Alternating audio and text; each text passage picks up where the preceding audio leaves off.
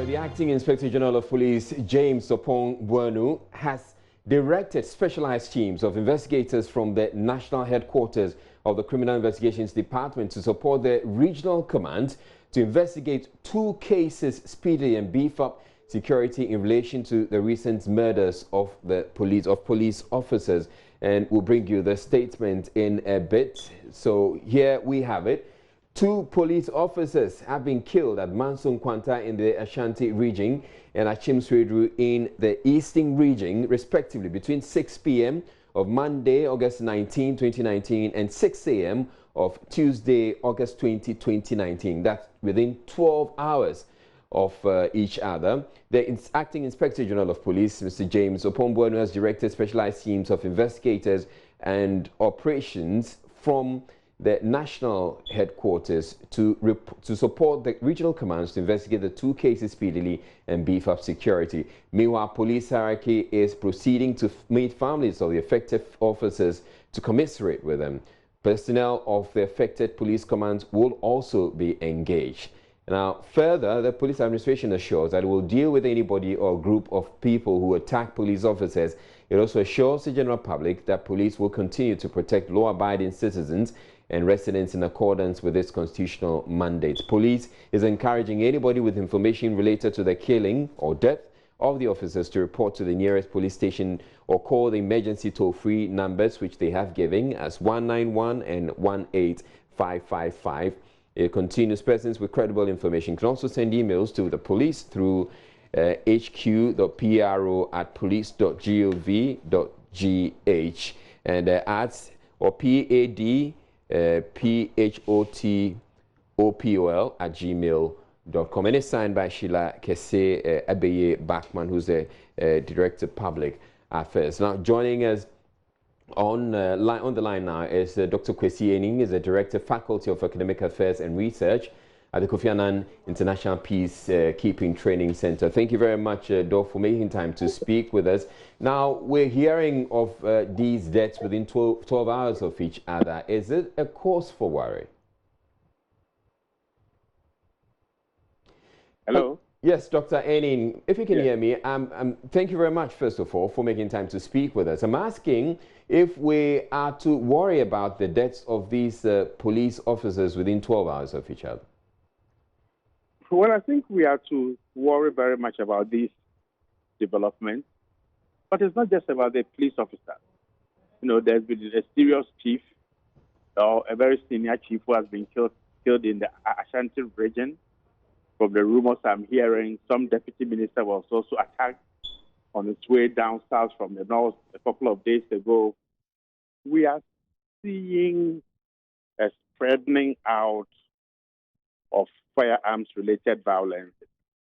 And this relates to several dynamics. One relates to the easy availability of unregistered guns in Ghana, in which we've become an entry port for further smuggling.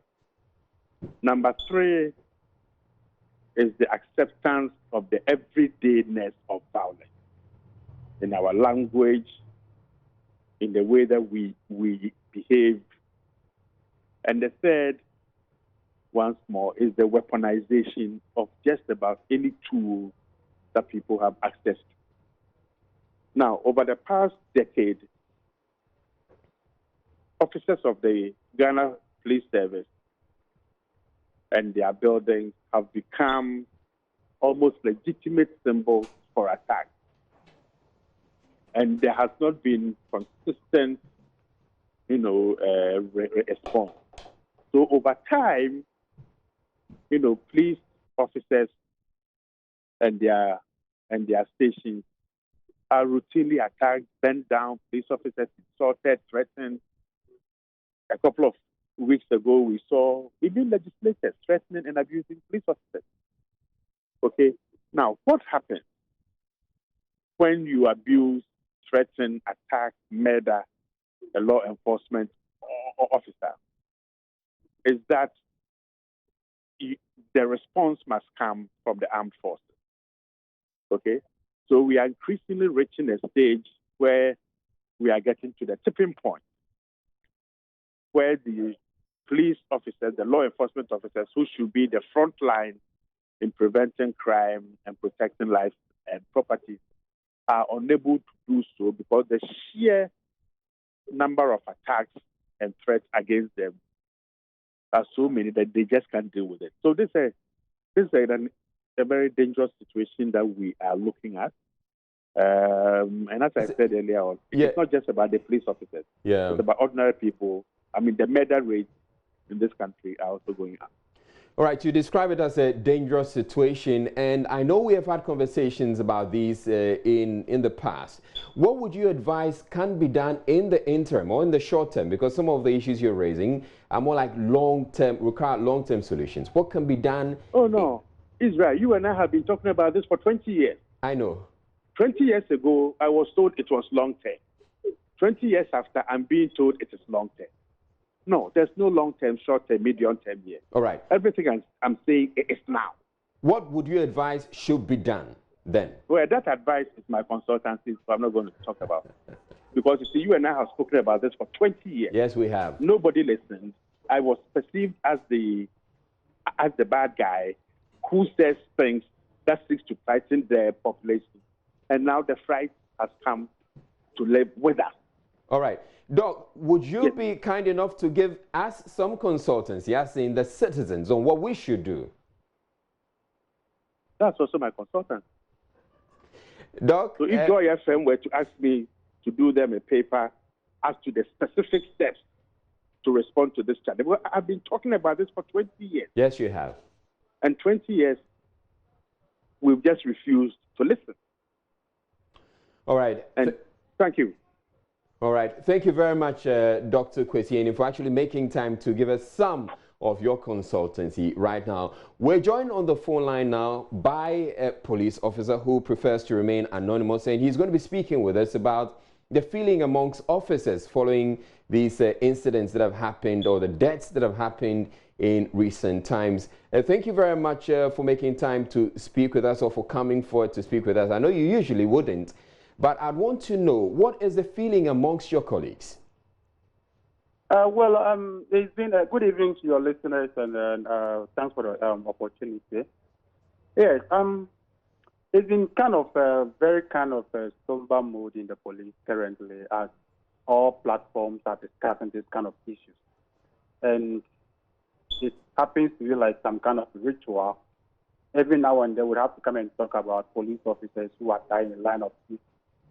Unfortunately, not so much is being done to protect the ordinary police officer as far as some of these things are concerned. But then, that is the situation we're confronted with. So, we are in it somehow. Now, you say that not much is being done. What would you want to see being done by the administration? Look, Israel, look, these issues, even in advanced countries, you cannot completely bring it to an end. Definitely some police officers will have to die in line of duty. But then measures are taken in place. Measures are put in place. They secure them so well, so that these things can be reduced to the barest minimum level. What are you talking about here? Body armor? Yes, body armor, ballistic helmets. All these things are needed for the ordinary police officer to be effective and efficient on his job. You can't put a police officer... Is it the case that you don't have any at all, or they're not enough to go around? Even if they are there, they are in limited supply. Even if they are there. And how many police officers do you see them on vanguard? Do you see them going on patrols with these things? And some of us have been speaking about this for a very long time. It has become an issue. But look, they are people, they are human beings. The state has to protect them. They ought to be protected by the state. Anyway. All right. Thank you very much. Would like to end the interview in here.